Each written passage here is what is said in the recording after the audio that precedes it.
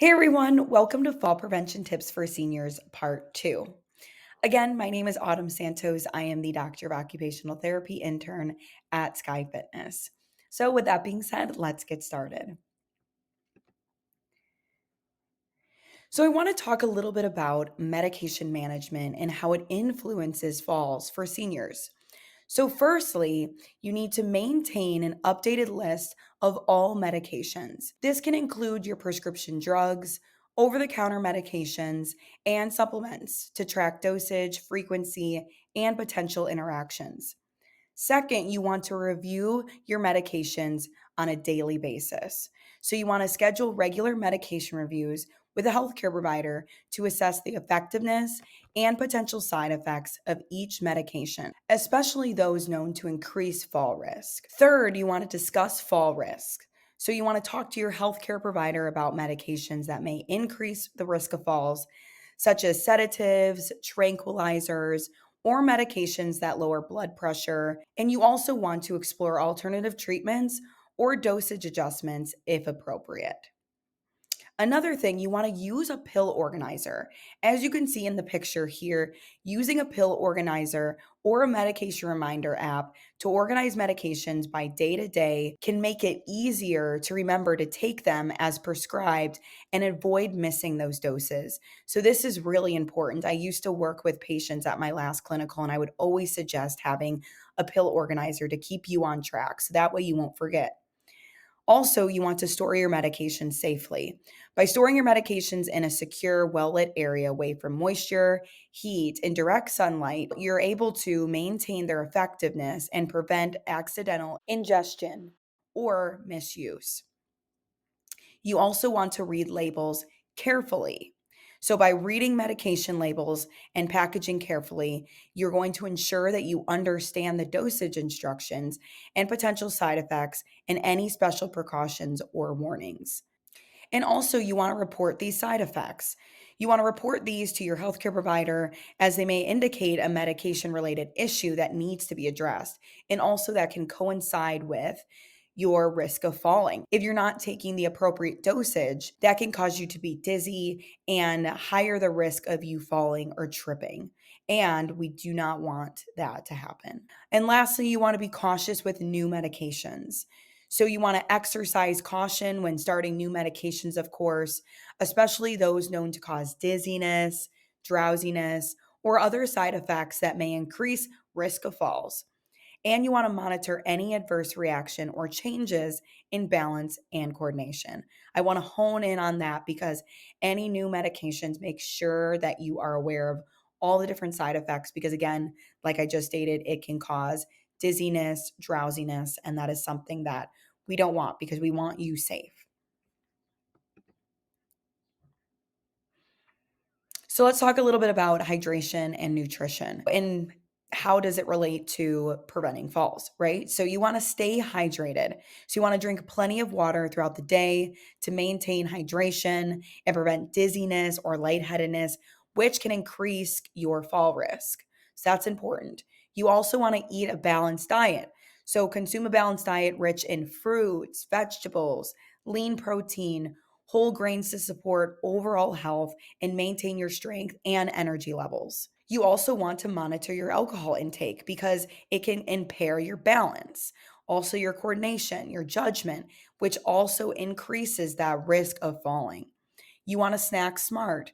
This includes nutritious snacks such as nuts, seeds, fruits, yogurts to keep your energy levels stable throughout the day and prevent dizziness or weakness. If those things don't pertain to you, such as nuts or fruits, you can substitute those things out with other healthy, nutritious snacks.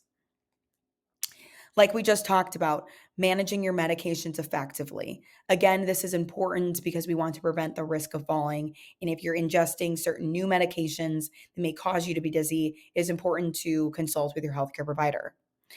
You also want to be mindful of sugar and sodium. So, you want to limit your intake of sugary and high sodium foods and beverages as they can contribute to dehydration, blood sugar fluctuations, and also that increases your fall risk. Lastly, eating regular meals.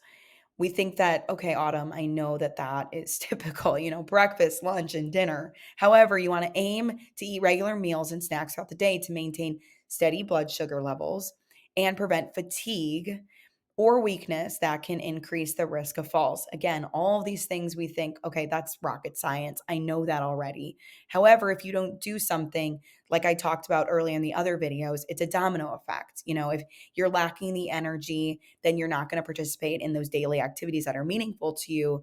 And you're also going to lose bone density, which also will increase your fall risk. So, those are all the things that if we take preventative measures now, it'll be better for us in the future. So, talking a little bit about assistive devices, it's really important that we talk about these to ensure your safety. So, firstly, grab bars. As you can see in the picture to the right, on the lower right hand side, that's a grab bar.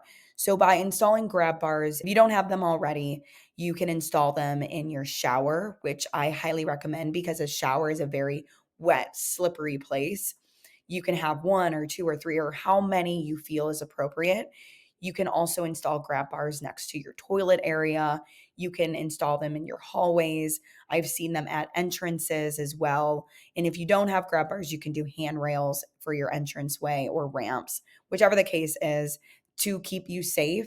And again, we want to prevent falls. And going with handrails, you can have those handrails alongside the staircase, which many of them do, your entryways. This is to help assist with your balance and prevent falls. So as you can see in the picture on the bottom left-hand corner, that is going to be a four-wheel walker. But by using these, it has brakes, which is also good, but it also adds to stability and support when walking, especially when you have those uneven surfaces or in crowded areas. Again, we want to prevent falls. So, also, you can use a cane if you don't have that already. That also ensures your stability when walking. There's orthopedic shoes, which I had another PowerPoint on footwear. So, footwear is extremely important when we want to prevent falls. Ladies, I know we want to wear, the pretty heels and the shoes that are more elevated or like flip flops when it's hotter outside. But again, if you are more unsteady when walking, it's important to have appropriate shoes. So, as far as the orthopedic shoes go, you want to wear those because if you feel as though you need those for a supportive sole, and having a non slip tread to improve traction and reduce the risk of slipping. Also, what I've seen, and I love a bedside rail. You can purchase these. I've seen them through Amazon or any other stores as well. If you're having difficulty getting out of bed, there's a bedside rail that you can put onto your side. So when you do that log rolling technique, and I do have a video on our channel about that, you would roll over and then you would use that bed rail to help assist you to sit upright. And again, it's helping prevent falls and it's good during the nighttime, especially when you're going to the bathroom. You're kind of just able to sit in more of a grounded position, getting your balance together, and then you can proceed on. When you're walking to the bathroom at night, like I suggested, it is key to have light throughout your hallway. It helps decrease the risk of you falling at night. Okay. So, also a raised toilet seat. So, what that's going to look like, and I have that in other videos, but it basically sits around your toilet seat or on top of, I should say. And it's just a couple inches. So it basically helps protect the joints and you're not sitting as lower. So I found that a lot of individuals like this, especially if they've, fallen before and they're afraid to sit too low on the surface because they have a difficult time getting up. And again, if you have a difficult time getting up, that's why I always suggest maybe having a grab bar or something nearby to just help push yourself up. Also, a shower chair or a bench. This is a great idea, and I suggest this for all of the patients that I did see. So, a shower bench, as you could see, is in the top left hand corner. So, basically, what that is, it's going to go inside your shower. It's obviously shower proof and it conserves your energy because you're sitting. A lot of people don't understand how showering is a very taxing task. So, in order to conserve our energy, we want to sit down. Obviously, intermittently, you can stand up and sit down if you feel as though you're steady. But by conserving your energy, you're less likely to fall. So I always suggest that option. If you don't have that, There's also bath mats that you can buy, which is also in the picture to the right hand side. So, bath mats are great alternatives. They help prevent slipping and falling into the shower. And lastly, we're going to go into it a little bit later, but the emergency alert system. So, when individuals are living alone that are more prone to falling, it's important that they have an emergency device around their necks at home. And basically, this is if you fall, you're able to press the button and someone is there to assist you. What I've seen in my last rotations is that a lot of these individuals fall and they are by themselves and they lay there for hours. And that is something that I don't want you all to face. I want you to be prepared. I don't want any of you to fall, of course, but if the situation does present itself, at least you are ready and you are prepared with something that is around your neck, ready to just press, and help will be on its way. So, our last slide here. So, about emergency preparedness, what I was talking to you about just in our last slide. So, you want to create an emergency plan. So, by doing that, you're going to develop a comprehension emergency plan that includes procedures for handling falls and other medical emergencies. Ensure all household members, if you have them, are aware of the plan and know how to respond in case of an emergency. You want to wear an emergency alert device, like I talked about in the last slide. Consider wearing a personal emergency alert device that allows you to call for help quickly in the event of a fall or other medical emergencies. Make sure the device is easily accessible and worn at all times. You want to keep an emergency contact list handy. So, you want to maintain a list of emergency contacts. So, this can include your family members, friends, neighbors, healthcare providers, and keep it in a prominent location where it can be easily accessed in case of an emergency. So, you want to establish a communication plan with family members, neighbors, caregivers to ensure that someone can check on you often and provide assistance if needed.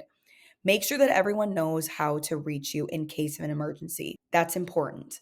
Make sure everyone that is close to you, it doesn't have to be family, it can be your neighbor or your friend, but knows how to access you in case of an emergency. And lastly, you also want to maintain mobility aids if you have them.